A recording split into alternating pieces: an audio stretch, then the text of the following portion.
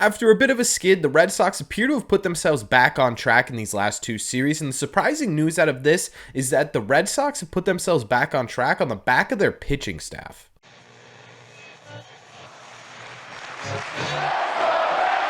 What is going on, everybody? Welcome back to Red Seat Radio. My name is Corbin, and the Boston Red Sox have officially took 2 out of 3 games from the San Diego Padres, winning that series after a bit of a rough loss last night. But overall, in this series, there were a lot of positive takeaways, offensively, defensively, pitching-wise, and there were some glaring negatives as well, and there is one negative in particular that we really need to talk about. So, in today's video, what we are going to do is we are going to break down this latest Red Sox series. We're going to talk about all those positive takeaways. We're going to talk about the negative takeaways and why they were happening, and we're going to talk about the biggest sort of negative highlight on this Red Sox team right now. But before we get into that, do me a favor, make sure you guys have hit that subscribe button if you haven't already. If you're new here, we talk Red Sox content almost every single day. Also, make sure you guys have hit the like button on this video as well. Helps these videos out a ton, and it would mean a lot to me. Thank you all very much for clicking on this one.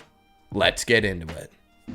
Before we get into the pitching side of things, though, let's start by talking about the offense in this series, because in this series, it really felt like the offense was both a low light and a highlight. And if we're going to start by highlighting the offense right now, we have to start with the Rafael Devers home run game, because in the first game of this series, Rafael Devers had a 2 home run game for 4 RBIs. Both of these balls were absolutely tanked, one to dead center, one to right field, and it was awesome to see Rafael Devers do it against his best friend in the whole world, Xander Bogaerts. One of the coolest moments of this series, in my opinion, was the first home run Rafael Devers hit. Xander Bogaerts just sitting there laughing to himself like he knows what's up. That was an awesome moment. Overall in this series, Rafael Devers went a little bit quiet after that, but his power stroke appears to be all the way back. Outside of Rafael Devers, and Manuel Valdez had a home run in the second game of this series. It was a 3-run shot. Valdez at this point is a big league hitter, right? What we have seen from him so far, it's clear that he can play at the major league level. The problem is we don't really know how he's going to play defensively over a longer period of time. And speaking of defense, and Manuel Valdez,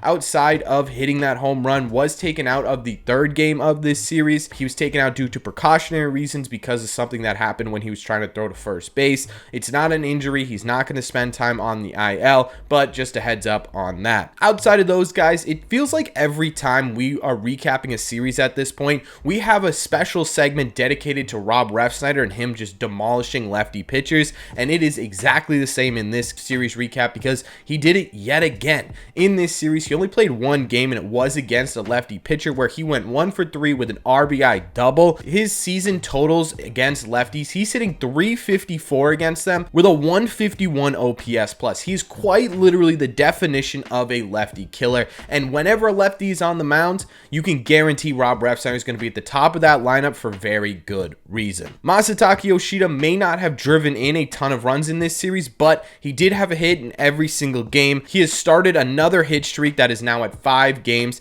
and had a couple of doubles to go along with that as well. I mean, every series recap, we're talking about how much Masataka Yoshida is getting on base at this point. He truly cannot be stopped at the plate, and that is something we say every single recap. It feels like sort of Rob Refsnyder and Masataka Yoshida are finding their way into being productive in every single series, and that's a really great thing.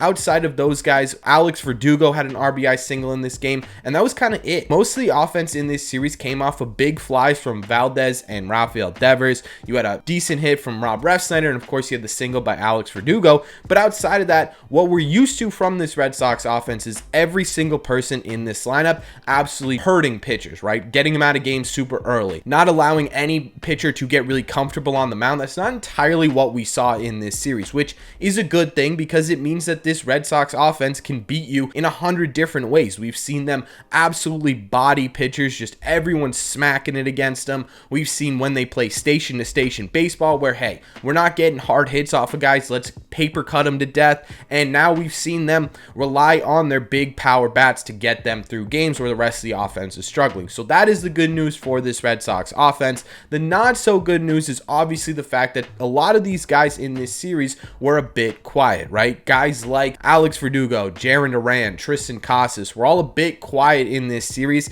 and that's not exactly what you want going forward. I don't expect it to be that going forward, so I'm not super uncomfortable with how those those guys played in this series. Overall, I think the offense did their job. They scored enough runs in 2 out of the 3 games to win them, and at the end of the day, that's what really matters. Overall, I think, again, this is a very versatile lineup, and it's going to beat you 100 different ways. As for the pitching, like I said in the intro, I think the 2 biggest successes of this series came in the form of starting pitchers, and that was James Paxton and Chris Sale, because James Paxton got the ball in game 1, and he ended up going 6 innings, allowing just 1 earned run on 5 hits while striking out 5 total batters and walking 2. He didn't look as sharp as he did in his first start, but it was still a fantastic overall start. That is 2 starts into the season for James Paxton, and both of them have been really, really good. I think going into the first James Paxton start, I didn't know what to expect. I don't think a lot of people knew what to expect. I don't think anyone was expecting him to go out and do what he did, and for him to repeat that and look healthy and put together on the mound so early into his Red Sox debut and into pitching legitimately on the mound for the first time in 2-3 years is an absolutely fantastic sign for this Red Sox team. And what it does is it stabilizes the Red Sox rotation, right? Again, versatility is important with this team, and consistency is important with this team,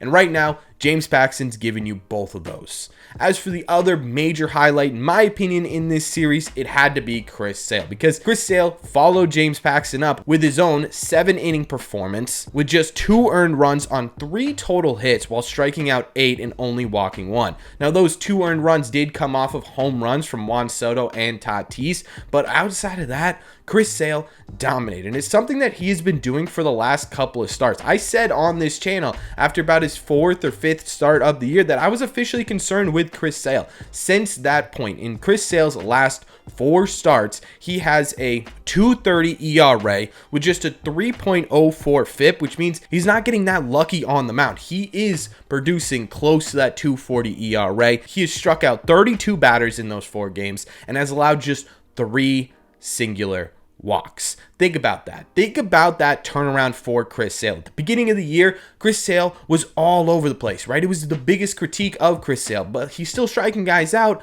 but he has no command, and it's all over the place. For him to go from that to 3 walks in 4 outings is absolutely incredible for this Red Sox lineup. So yeah, I was concerned about Chris Sale a couple starts ago. I am no longer concerned with Chris Sale and his ability to still pitch at the major league level. Now, those are the 2 biggest highlights of this series. The biggest low light of this series also came on the pitching side of things, and it was, once again, Corey Kluber, who in his start only managed to go 2 1/3 innings, and his stat line said he only allowed 1 earned run, but the reason it's not 5 earned runs is because the 4 runs that scored in the first inning were unearned because of an error. That error was on Corey Kluber, right? Corey Kluber has not been good lately. In those 2 1/3 innings, he walked 3 batters, and that's kind of been the story with Corey Kluber so far this year. He cannot command his pitches. It's not just command outside of the zone and trying to bring them into the zone, it's also his command inside the zone, right? You gave up a cookie to Rougned Odor, who drove in all of their runs, and it's been a trend the entire year. It's not like Corey Kluber is getting any better.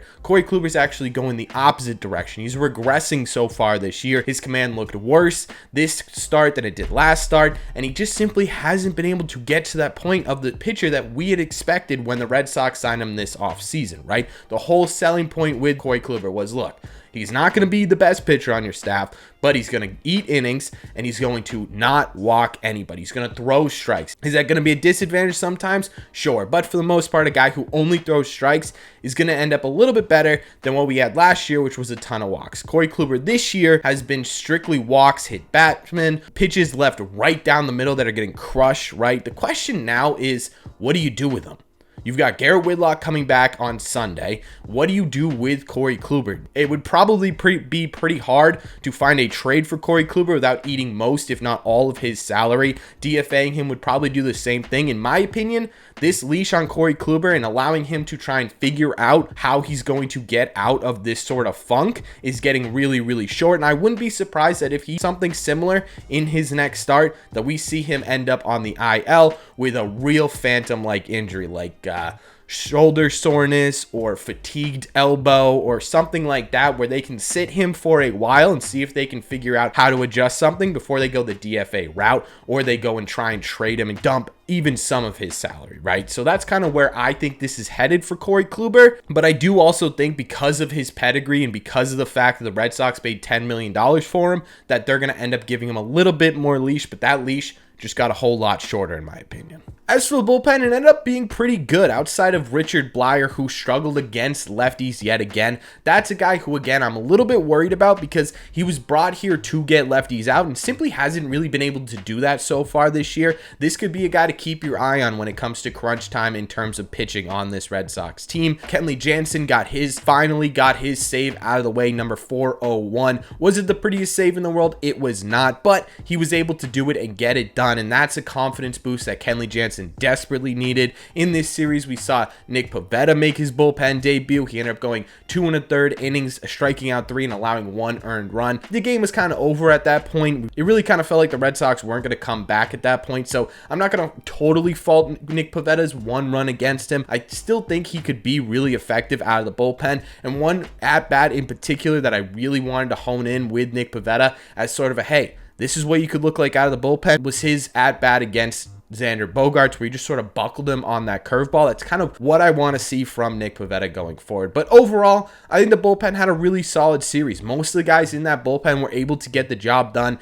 keep the Padres from really doing any damage, and that's not a small task, right? The Padres have been scuffling this year, but they still have one of the most dangerous lineups in baseball. So to see the kind of world of difference from the Cardinals series to this Padres series is fantastic for this Red Sox bullpen. Overall, I think this series was a great way to start your West Coast road trip. It's unfortunate that it ended with such a tough loss, but in 2 out of the 3 games, your offense did their job. In 2 out of the 3 games, you got absolutely dominant pitching performances, who again, Chris Sale and James Paxton were by far and away the biggest highlights of this series for me. And I think overall, it appears as though the skid that everyone thought was sort of, oh, this is the real Red Sox showing themselves, appeared to be just a skid. Again, it's early. It's hard to make any decisions one way or the other, but this was a huge series win for the Red Sox, who, again, went from a skid to winning 2 series in a row. It feels like they are sort of back on track, which is the title of this video. Again, my lowest takeaway of this series has to be Corey Kluber. I can't imagine that they have much more patience in allowing Corey to try and figure out what's going on before they say, hey, look,